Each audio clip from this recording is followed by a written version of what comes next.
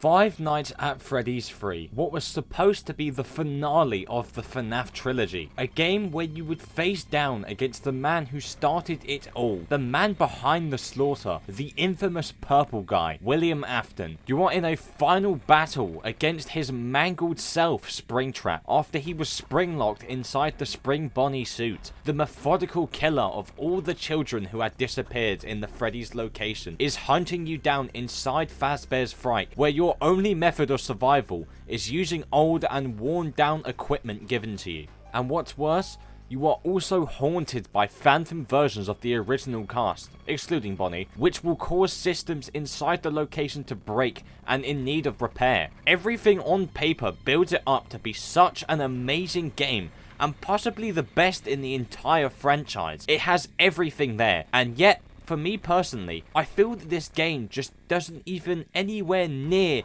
hit the heights it should. In fact, I personally believe that this game is one of the worst in the entire franchise. So, in this video, I'm going to be explaining why I feel so negatively towards FNAF 3, talking about the gameplay, visuals, and even touch slightly onto the story, as it is a huge part of this game. FNAF 3 takes place in the horror attraction Fazbear's Fright, which was built to almost be like a horror house, where guests would enter through one door and explore the location filled with props and artifacts from the original locations, and then exit near the door right by the security office. In concept, this is a great setting for a FNAF game. Scott now has the ability to make this place very obviously more scary and not have to worry about it being unrealistic for a location that parents would take their children, as this location is quite literally supposed to scare the people inside of it. However, in the game, Fazbear's Fright has this disgusting green hue over everything, and it just looks utterly gross. Like, why of all colours did it have to be green? Along with this, the whole office area feels a bit too big for me personally, if that makes any sense. In previous FNAF entries, the office felt very small and closed in, giving you a sense of claustrophobia. However, in FNAF 3, the office feels very large and spacious, which reduces the horror aspect for me. Smaller areas feel so much scarier for me personally, as you feel there is nowhere to go as you are completely closed in. However, I will say that the look and style of the cameras are amazing, and probably my favourite looking in the entire franchise. The really low quality fuzzy look that they have fits so well with the aesthetic of the attraction, and means that Springtrap has an easier time hiding in the cameras, as he will often be seen standing in locations which makes it difficult for him to be seen. This is where we know the difference between an animatronic and a human, or as much as a human as someone that looks like this could be. Speaking of the man himself, I have to say that Springtrap's design has to be the best looking in the entire franchise without any doubt. The way that the suit is withered and broken down so we can see the rotting body of William Afton inside is absolutely perfected, and I have nothing but the highest praise to give to Scott for this design. Now, how the hell did we go from this to this? Biggest downgrade ever.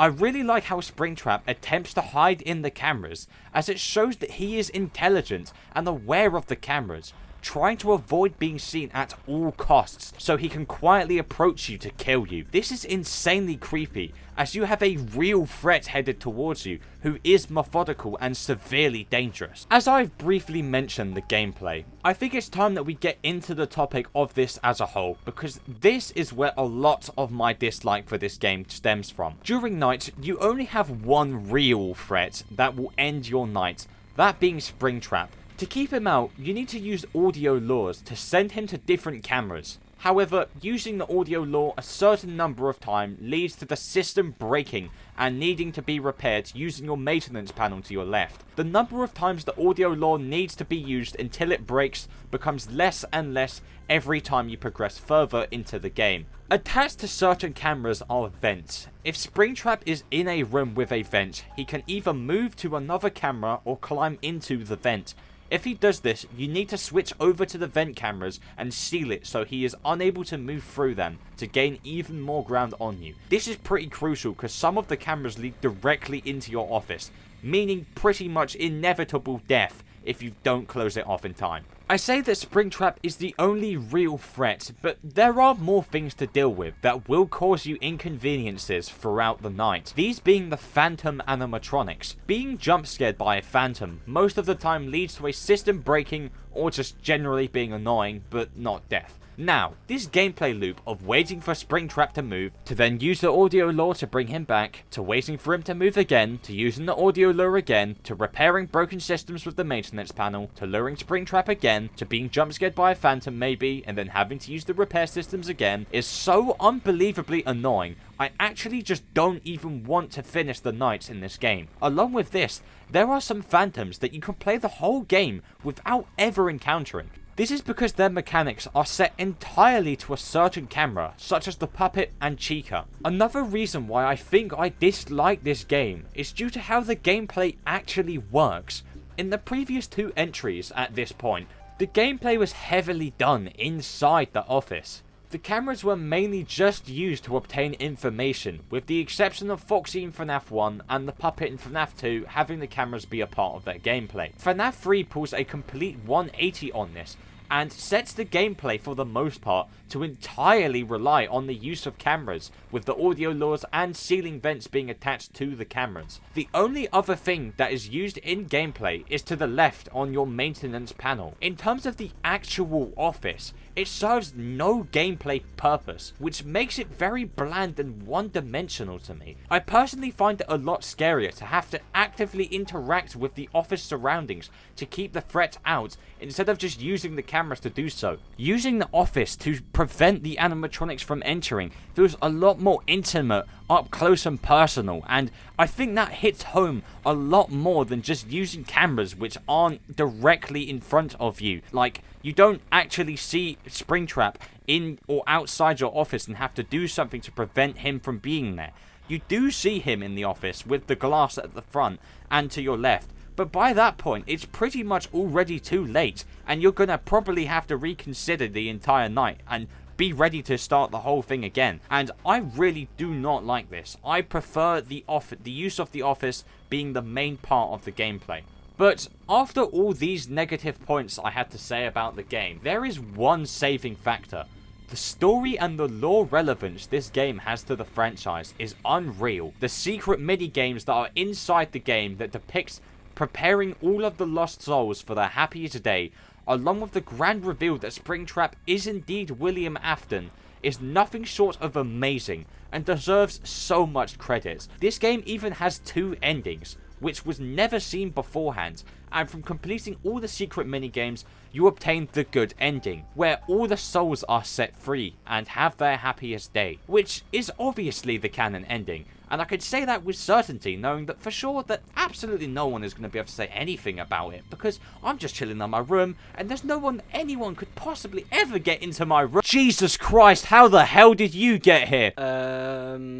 You left your window wide open, man. It was pretty easy to get in here. Wait, really? I left my window open? Yeah, you should. That's a pretty big health hazard, man. I'd highly recommend, not leaving your doors and windows open. That could be pretty bad for you, man. You know what? Yeah, no, that actually does make a lot of sense. In future, I will make sure to close my doors and windows. Thanks a lot. That really means a lot to me that you're going to remind me to do that, Thank you. Wait. Why are you here, though? I gotta go, bye. Oh, you! I'm not gonna take this FNAF 3 slander, okay? No, that's not important. Okay, first of all, the gameplay of this game is amazing, okay? I'm gonna show you and explain how amazing this gameplay actually is. Now, don't get me wrong, I can see where you're coming from with the sort of, RNG type of game, but trust me, this game is one of the most perfect aspects of gameplay in this entire series. I'm gonna explain this right now. Now, people keep complaining about FNAF 3's gameplay and how tedious it actually is to keep Springtrap in the one place. But to me, this game is the most perfect example in the entire series of a sit and survive game because of the resource management. For me, this game was the earliest example of how perfect Scott can actually make resource management in this series, which was later shown in the likes of Pizzeria Simulator. And also, the strategy strategy that you can use in this game is so amazing. A lot of people complain about Springtrap always being in the vents, but what you can do from the very start is just keep him between cam 10, 9 and 8 and just close the top right vent, and you can probably keep him there for most of the game. Don't get me wrong, that can obviously be somewhat of an easy strategy, but this game in my opinion is the best example of a one-on-one situation with the main villain of this entire series, and this is why I find this game so amazing. Now Donnie, I understand your complaint with this game, but trust me, when it comes to the story of this game, the gameplay from a different perspective, and also the atmosphere of this game, it is the best example of a horror game with atmosphere in the entire indie genre. Like, the fact that you are sitting hopelessly as a massive animatronic of a serial killer is coming and hunting you down and will not stop unless you actually use the resources available to you in a very specific way. That is the thing with this game. You have to use each audio lure perfectly, because Springtrap, as the game goes on, does indeed, you know, come more tedious to actually deal with the audio lures. For example, in Night 5, you get a maximum of 3 audio lures, mostly 2, but maybe the game sometimes, you know, gives you a little bit of a chance to give you 3 audio lures before you actually have to repair the audio device. So what you have to do sometimes is use your audio lure and hope Springtrap listens, and in the process repair your audio so you can regenerate those extra 2 slots. This game is a perfect example of the strategy game in this entire series, for the likes of the audio lore returning in the likes of Pizzeria Simulator, which is adored by a load of fans, and that's why for me Pizzeria Sim and FNAF 3 are the top 2 in the entire franchise. And obviously Donnie, you have explained the story pretty well, and this game by far tells the FNAF story perfectly. It shows how gritty, how disturbing, and how sad and tragic this story actually is, especially when you actually go and complete the Easter eggs to get the good ending. You actually see how tragic the events of this entire franchise actually is. You see how helpless these kids actually were compared to this man who was so tragically disturbed by what he had gone through with his life, with his son with a bite of 83, and also with his daughter being clawed by baby. You see how much this has actually affected him, and you actually hear the grunts of Springtrap throughout the game. When you hear him in the vents, you hear little scratches at the vents. When you hear him in the hallways, you hear him breathing. There was a whole theory that went around years ago when the game originally came out. When Springtrap peeks in that door, you almost hear a sort of gritty voice saying, "Help me." Obviously this is probably not the case, since we are playing as, you know, Michael Afton, who, you know, William hasn't got the best friendship with, but you see how helpless this man actually is